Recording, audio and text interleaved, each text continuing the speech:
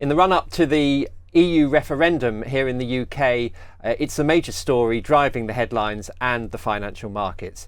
Here to discuss the vote with me is Paras Anand, the Head of European Equities at Fidelity. Paras, thanks very much for coming in today. Great to chat to you, Tom. So the polls are moving around, and also the odds at the bookmakers a bit as well. What are they saying about the likely outcome?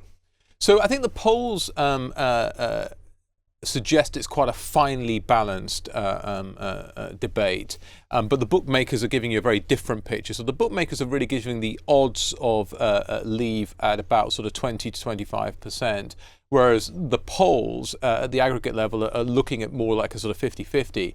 Now, actually, what we've learned is that, the polls within themselves that actually give you quite different pictures, whether you look at polls that were conducted online or telephone polls or different types of different types of polling. And I would say as a general point, and we've spent some time speaking to political scientists on this point, there's a little bit of a lack of faith in polling. So I would say this is probably why at the margin people are focused more on what the bookmakers' odds are. Yeah, and I suppose to an extent, what the bookmakers are telling us is what real money is doing, in the same way that financial markets are about real money flows. So what are the currency and the equity markets telling us? Well, actually, I mean, there is a sort of a subtle difference, I think, Tom, between what the bookmakers, how sort of money moves at the bookmakers versus in the market. I think that at the bookmakers, people tend to place bets on what they hope will happen as much as what they think will happen. Whereas I think at the, in the market, I think it's a kind of a true reflection of the general sort of sentiment around at the time. And certainly the sentiment in the market has been a lot more negative, or has given a very different sort of perspective than the one that you would have at the bookmakers. So what we've seen in the markets over the course of the last few months is firstly quite a substantial weakening in sterling, and then subsequent to that, actually the UK domestic stocks have started to underperform, especially as we started to see some data that suggested that the uncertainty around the referendum was actually having an impact on the real economy. Yeah, so you mentioned the economy there. It seems to me almost that there are two separate debates going on in parallel at the same time. There's an economic debate, and there's a more sort of emotive debate about sovereignty, immigration, that kind of thing. What are we really talking about here? Well, I think that where we've ended up is that the Remain campaign want to major on issues on the economy, and they want to appeal to the head of the electorate.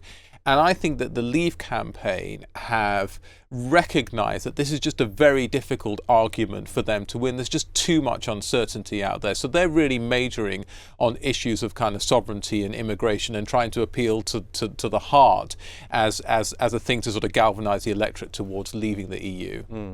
Okay, so let's sort of bring this back to the investment point of view. I mean, given the uncertainty, how can you sort of position yourself or protect yourself from the volatility around at the moment and in future? Well, I guess, Tom, it's another reminder of why diversification is so important when it comes to investments. I mean, one of the things that sort of mitigates the UK corporate sector from the impact of this political event is that it's a very international corporate sector, because obviously one of the most direct ramifications could be the fact that the UK economy itself goes through a sort of a soft patch. So the greater impact will be felt by UK domestic companies and potentially sort of by sterling. So a continuation of the trend that we've seen over the last few months.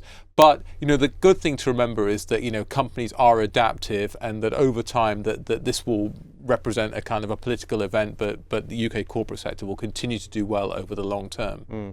So obviously it's a binary event. It's either in or out, and the conventional wisdom, I guess, is that a Leave vote would be a net negative for the economy, and therefore I suppose for investment markets. Is that the way you view it?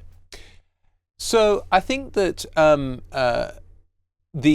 the outcome, if it were a Leave outcome, I definitely think would have a more negative impact. I guess the market, being a discounting mechanism, has already baked some of that in.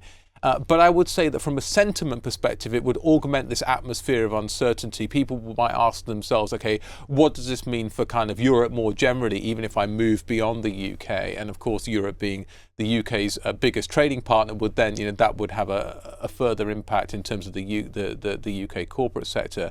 But I think it's important to remember that actually where we sit today, the greater probability is that we will remain within Europe. And actually, given the different or slightly more negative sentiment that has driven markets, that actually we could see a relief rally both in sterling and in the UK market more generally.